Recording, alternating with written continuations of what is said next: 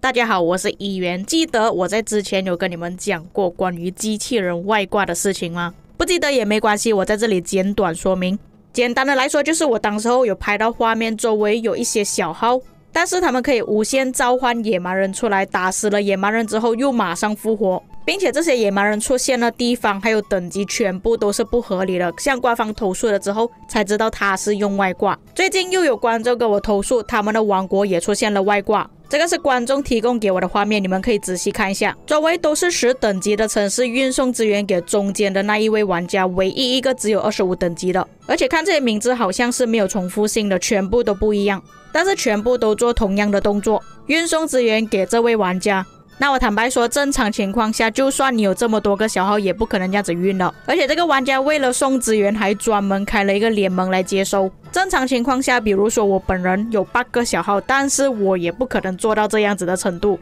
都是需要操控每个账号一个一个慢慢去运送。他这个行为，就算他不是用机器人也好，也肯定是写了脚本来运送资源的，除非是真的有这么多玩家可以一直运送资源给他，否则是不可能发生这样子的事情。现在你们注意看画面上的城市，在同一个地点，等一下会传送另外一个城市过来，不偏不倚，刚好就是在这个位置，你们看见了吗？走了一个又会来多一个城市，再继续运送。那么到底有多少个账号呢？我们来看一下它的联盟，总共是有63个账号，这里下面全部都是他的小号，全部都是他的奴隶，并且你们可以发现到战力几乎是非常接近的，都是差一点点而已。估计这些小号都是用同步器开的。那么有不少的观众应该就会好奇它到底有多少资源了。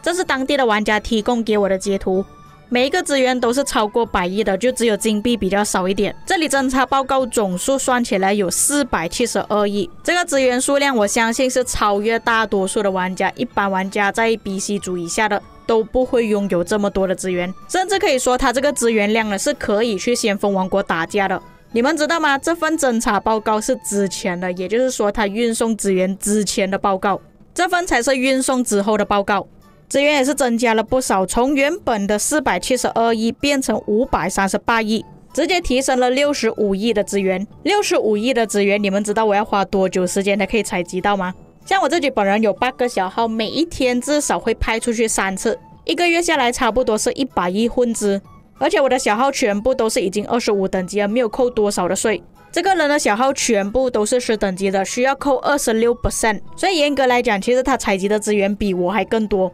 像我举报的玩家说，这个人似乎是资源商。那么当然的，没有需求就不会有买卖。我去询问了向我投诉的玩家，他讲没有人跟他买资源，那么他为什么要采集这么多资源呢？事实上，现在的资源买卖不只是在自己的王国而已，连跨国都可以买卖。像我之前有经历过的，就是在打 KVK 的时候，对面的敌人资源商问我们要不要资源，假设有需求，他就会把城市移动到一些不安全的地方，让你去攻击，搬掉里面的资源。所以我推测这个玩家应该是做跨国资源商，因为一般的先锋王国基本上是没有任何的采集点的，里面的资源商比其他王国还要更多。所以你们想要像这个玩家这样子在同一个王国里面采集这么多的资源的话是没有办法的。并且这个玩家如果是要做当地玩家的生意的话，那为什么他不要直接用自己10等级的小号运送资源就算了呢？何必多此一举，让自己的资源运送给25等级的城市，然后25等级的城市又再运送出去，在失落之地只有25等级的城市才可以进入而已。那当然了，这个也只是我的推测而已，我不是本人，我不清楚为什么他要这样子做。而且它也会分布位置，你们可以看到过了一段距离才会有另外一个城市出现，它是有固定一段距离放一个城市的，不同的城市负责不同的地点，不会让多个账号重复采集同一个地点，非常有效率的采集，所以我是相信它可以在1天之内采到大量的资源的。基本上你们看到这些只有10等级的城市全部都是它的小号，麻烦的地方是在于它每一个账号都有开泡泡。那假设说它是用同步器的话，我觉得它是已经固定了时间，如果到了那个时间点就会重新开多一个泡泡，基本上你是没有办法去攻击它的城市的。坦白说，我自己是正常的玩家，我开小号去采集我也不需要做到这个程度，没有必要长时间开泡泡去采集资源。那你们觉得这个行为算是外挂吗？到底是手动操作还是用机器人、用同步器、用脚本呢？不过我相信有部分玩家看到这个画面会觉得很生气，明明是手动的，为什么我的账号会被封？但是这个玩家的账号并没有被封，到底是什么原因？像我举报的玩家，他就有去询问过客服，这个玩家的行为到底算不算外挂？他把画面传送给客服，并且跟客服举报他的名字、ID， 做了什么行为，全部都跟客服讲。然而客服这里有写到，如果这些账号有开挂或者是脚本等异常行为，他们系统是有检测的，目前并没有发现这些账号有异常行为。感谢你的反馈。你确定你的系统可以检测到？那你可以检测到的话，为什么我上一期影片可以做得出来？而且还是要我自己去举报了之后，官方才跟我讲，确实这个玩家有外挂的行为。然而这边的客服回复，他的意思是这样子讲的：我对我们的系统很有信心，如果他真的是用外挂的话，我们可以检测到的。后面他有说，我们的系统是24小时检查这些账号是否有异常行为，如果检测到，将会很快对这些有异常行为的账号进行封禁等处罚。目前根据您提供的截图，我们并没有查询到这2位玩家有异常的行为。你们信得过官方讲的东西吗？哇，真的检测到的话就会自动封锁。原来这个不是异常行为，这个是训练有素啊！官方之前的说法是对方训练有素，他们可以每一个玩家都配合运送资源过去。这个并不是脚本，并不是外挂，并不是同步器，而是他训练有素。你们这些举报的玩家，做不到人家这个程度就跑去跟官方举报，你们是不是眼红啊？这时候举报的玩家还是提供了很多的证明，有不同的截图，有不同的影片证明